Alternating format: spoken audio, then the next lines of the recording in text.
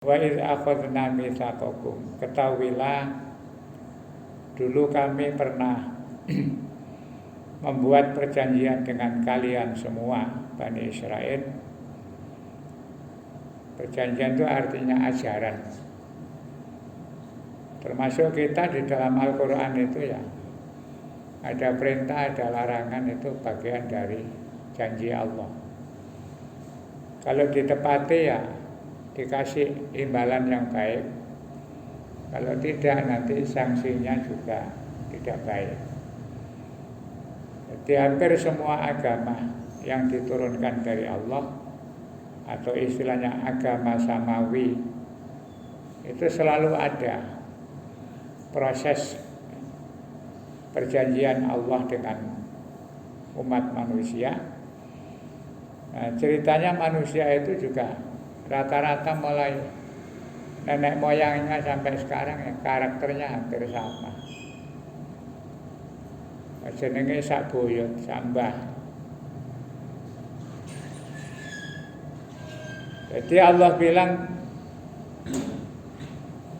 ketahuilah ketika aku memberikan janji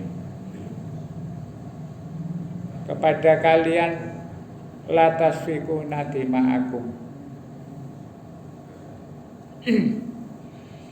Allah itu bilang kepada masyarakat Bani Israel, la tasfikuna dima'akum, jangan kalian menumpahkan darah kalian. Wala tukhrijuna anfusakum, dan jangan kalian mengeluarkan diri kalian sendiri min diyarikum, dari rumah kalian. Ini artinya apa? Allah itu kalau memerintahkan kepada hambanya mengenai hal-hal yang dilarang, itu banyak dikaitkan dengan persoalan pribadi. Kayak la tusfikuna dima'akum, jangan kalian menumpahkan darah kalian. Itu bukan berarti terus jangan bunuh diri, bukan begitu. Menumpahkan darah itu maksudnya la tasfikuna dima'a ba'dikum ba'don. Maknanya adalah jangan saling membunuh. Jadi ikatan agama itu mulai dari dulu itu diistilahkan ikatan diri sendiri. Orang sesama agama itu menjadi seakan-akan satu tubuh. Dan di dalam Al-Quran juga banyak ayat-ayat maupun hadis Nabi. Misalnya ada kalimat yang mengatakan innamal mu'minuna ikhwatun fa aslihu baina akhawaikum. Itu ayat Al-Quran. Jadi Allah bilang kepada umat Islam itu innamal mu'minuna ikhwatun. Sesama mukmin itu seperti saudara. Bahkan ikhwah itu lebih cenderung nuansanya saudara kandung. Ikhwah. Jadi kata akhun itu kalau dijamakkan ada yang berubah menjadi ikhwah, ada yang ikhwan. Ikhwan itu saudara banyak. Ikhwah, jadi kalau ikhwan itu kesannya umum. Sekarang kan banyak orang pakai istilah ikhwan, akhwat, dan kata Islami. Sekarang itu banyak orang berbaju agama supaya dilihat baik. Perilaku masyarakat modern itu sangat terkesan agamis. Dulu orang-orang yang banyak orang baik tapi nggak kelihatan. Sekarang itu siapa saja ketemu teman kan, Assalamualaikum. Orang-orang dulu jarang begitu. Paling nyobain nang dicak, gak ada salam. Belakangan salam, sedikit-sedikit bilang tabarakallah, masya Allah, manggil temannya, kadang-kadang pakai istilah yang ke Arab-Araban, ikhwatillah, ikhwan, akhwat. Jadi ya memang baik aja, itu menunjukkan identitas. Yang penting ketika tampilan secara lahiriah itu kelihatan islami, itu kalau bisa ya sak perilakunya saat ini. Sayangnya itu kan dikotori oleh tindakan-tindakan yang kadang tidak terpuji. Ngomongnya assalamualaikum, ikhwan fillah, akhwat fillah, masya Allah, tabarakallah. Tapi kemudian kadang-kadang perilakunya memecah belah umat. Apalagi yang kemudian kelewat merasa sudah sangat islami karena omongannya begitu santun, tapi begitu melihat orang yang tidak seirama dianggap orang tidak baik, bahkan kadang-kadang dianggap kafir. Jadi tidak bisa mentolerir, memahami bahwa sesama muslim itu sebenarnya saudara. Jadi Islam itu mengajarkan begitu, termasuk agama Yahudi dulu juga begitu.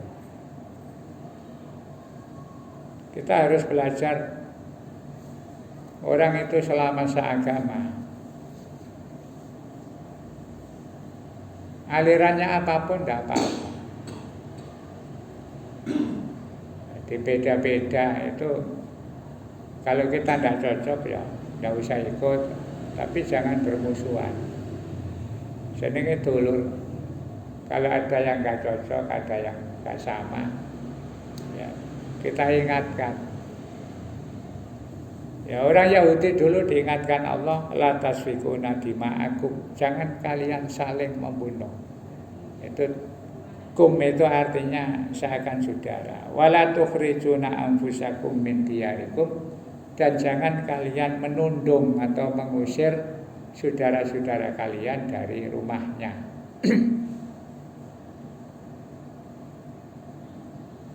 Summa aqrartum wa antum tasyhadun.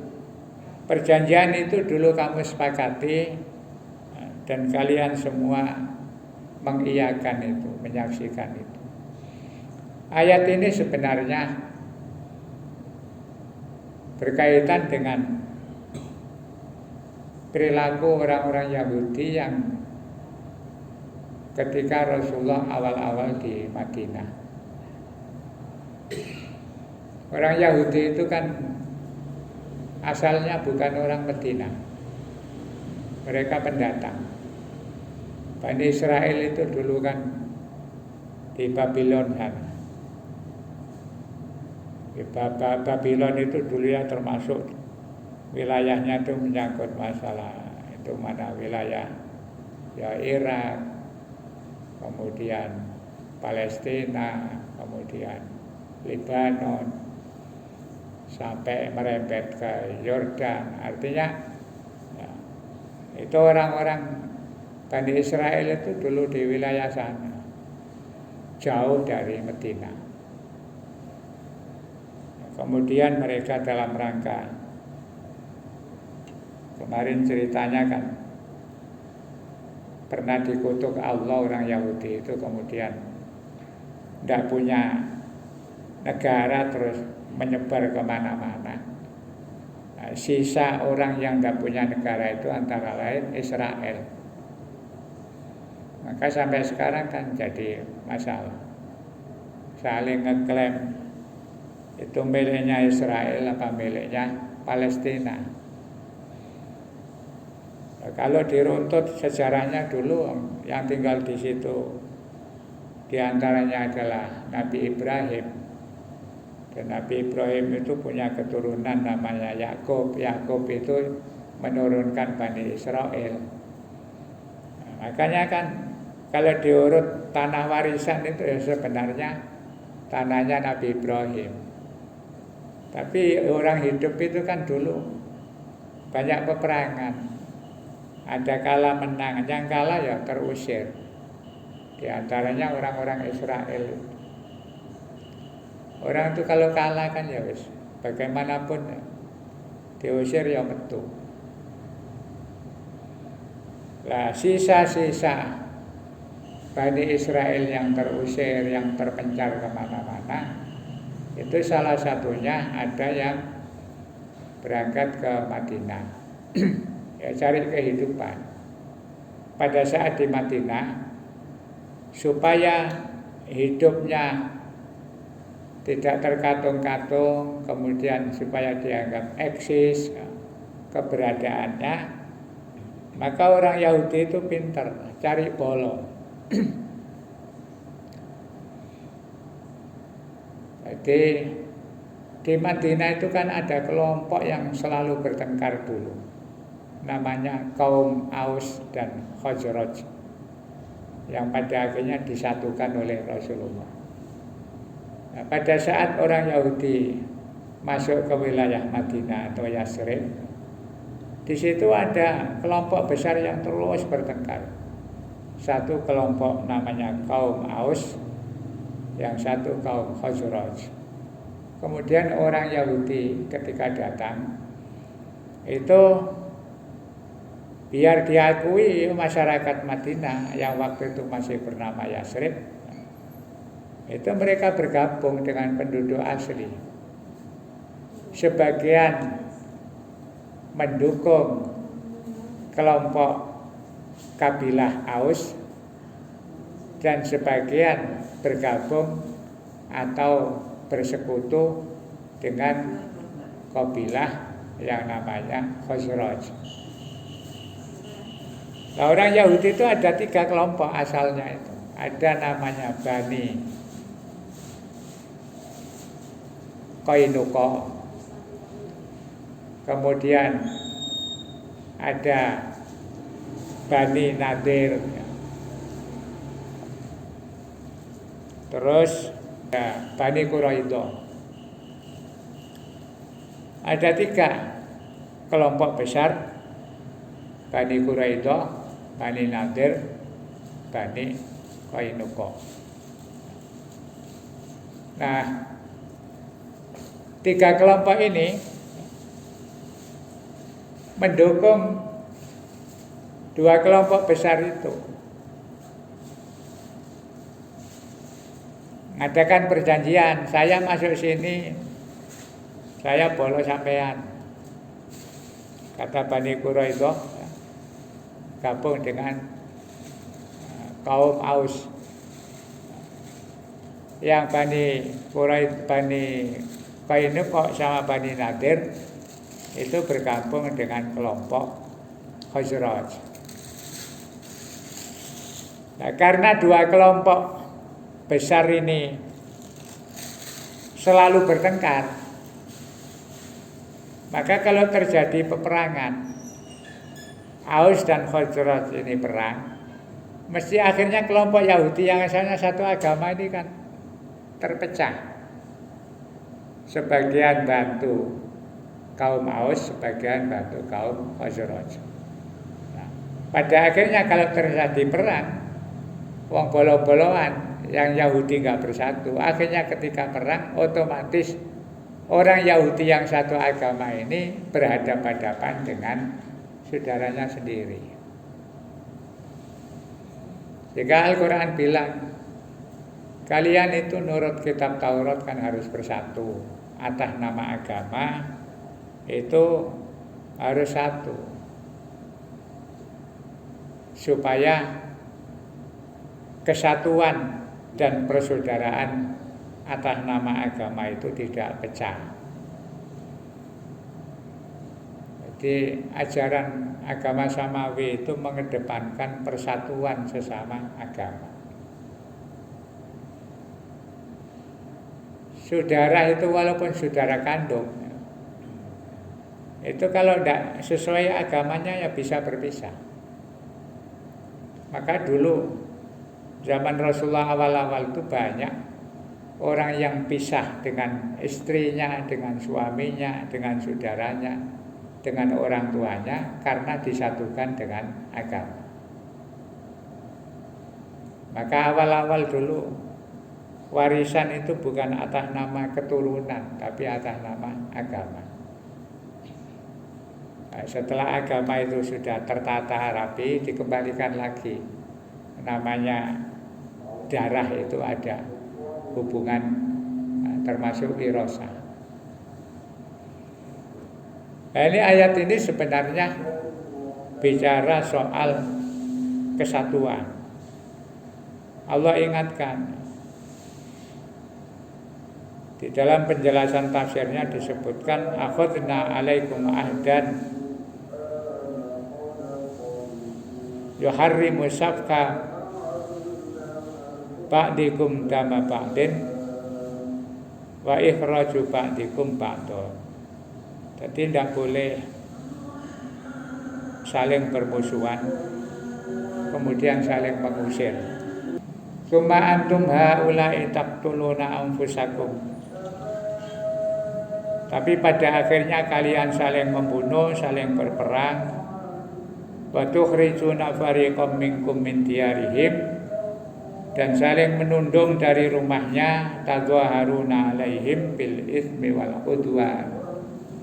Kalian akhirnya saling membantu dalam urusan dosa dan permusuhan. Padahal orang Yahudi itu diharamkan untuk saling membunuh, saling mengusir dari rumahnya. Gara-gara bergabung, bersekutu dengan orang-orang Madinah, kelompok Aus dan Khazraj, akhirnya terjadi permusuhan. Agamanya sudah tidak dijadikan pegangan. Sampai pernah jadi rasan-rasan. Orang-orang Yahudi itu dirasani oleh penduduk setempat. Mereka bertanya begini, kok aneh ya orang Yahudi, satu agama kok pada akhirnya ngeblok pada orang-orang Madinah yang selalu berperang. Mereka tokoh-tokoh Yahudi itu jawabnya begini, kami ini sebenarnya tidak mau berperang sesama saudara, sesama agama. Tapi kami terlanjur berjanji mendukung dan bersekutu dengan kelompok dua itu. Akhirnya ya mau tidak mau kalau mereka perang, kami harus ikut campur tangan. Ya sungkan wis kadung janji. Dan itu sampai sekarang. Kayak yang terjadi perang Ukraina, Rusia dengan itu kan sebenarnya yang ngeblok itu kan orang-orang Yahudi semua dalam rangka memecah belah dunia ini mulai zaman dulu mesti ngeblok begitu. Dan itu nanti kalau perang berhadapan-hadapan, ya sadulure dhewe, padha Yahudi ini. Ya untung Indonesia gak ada blok-blokan. Ya mudah-mudahan. Tapi ya digempur kanan kiri. Jenenge non blok wis gak melok lor, gak melok kidul. Jadi Allah ingatkan, kalian dulu sudah berjanji bersatu saling menjaga. Oh gara-gara kepengen eksis di Madinah terus akhirnya ngeblok. Pada akhirnya terus nih orang Madinah tukaran, kalian terlibat, akhirnya bermusuhan dengan saudaranya sendiri. Wa iyyatukum usara tufaduhum, jika datang kepada kamu usara tawanan, tufaduhum, kalian berusaha menebus, wa huwa muharramun alaikum ikhrajuhum, padahal mengusir saudara-saudaramu dari rumahnya itu diharamkan atas kalian. Afatu'minuna bi ba'dil kitab wa takfuruna bi ba'din, apakah kamu percaya kepada sebagian ajaran kitabmu dan mengingkari sebagian yang lain? Jadi akhirnya begini maksudnya. Pada akhirnya orang Yahudi itu karena model persekutuannya seperti itu, akhirnya di ajaran prinsip ajarannya itu kan ada dua. Tidak boleh saling berperang, tidak boleh saling mengusir. Kemudian kalau dalam rangka menjaga persatuan dan kesatuan agama itu, andaikan ada orang mengganggu kemudian sampai keluargamu ada yang ditawan, maka usahakan tawanan itu bisa ditebus menggunakan hartamu. Lah prakteknya akhirnya ada begitu. Dia harus ikut perang atas nama perserikatan tadi. Akhirnya kan namanya perang ya. Walaupun sesama Yahudi, kalau bloknya tidak sama, itu akhirnya saling mengusir. Jadi perang jalan padahal itu dilarang. Tapi nanti kalau sudah selesai perang, kemudian kedua belah pihak ini ada yang ditawan, grup A ada yang ditawan ke grup B, yang B juga begitu, kadang ada yang ditawan. Padahal ini aslinya saudaranya sendiri.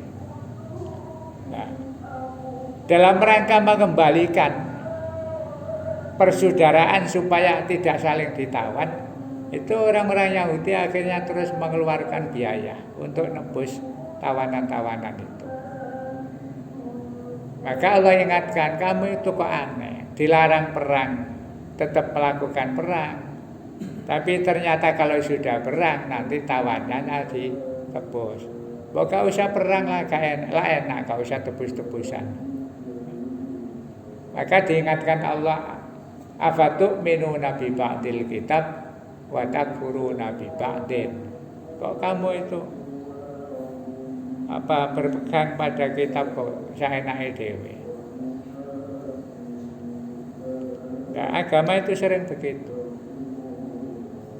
Karena kepentingan-kepentingan dukung-mendukung, akhirnya itu terus jadi permusuhan.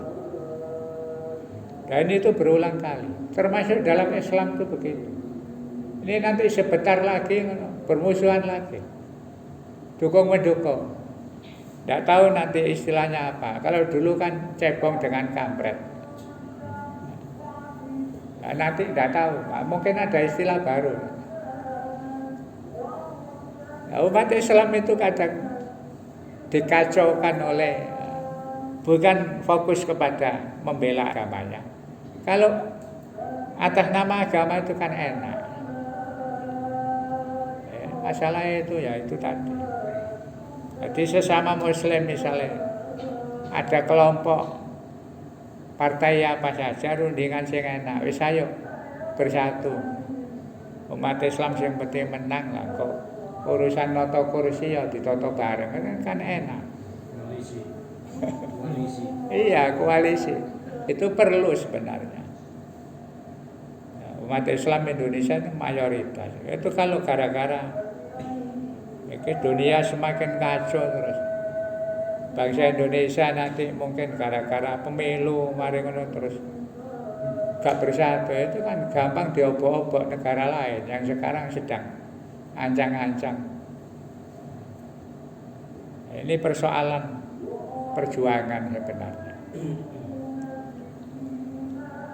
Fama jazaa'u may yaf'alu dzalika minkum illa khizyun fil hayatid dunya. Tidak ada balasan atas apa yang kalian lakukan kecuali kesedihan di dalam kehidupan duniawi. Wa yaumal qiyamati, dan di hari kiamat nanti yuraduna ila asyaddil adzab, akan dikembalikan, diarahkan kepada azab yang sangat pedih. Wa mallahu bighafilin amma ta'malun. Semua itu Allah tidak akan melupakan apa yang kalian lakukan.